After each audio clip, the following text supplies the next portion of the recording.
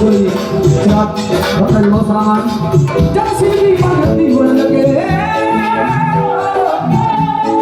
जब सिद्धि भक्ति होने लगे जब सिद्धि भक्ति होने लगे जब सिद्धि भंग पीवन लगे हाथों पर करके लोटा ले छोटा मेरे शिवा ने लाया कोटा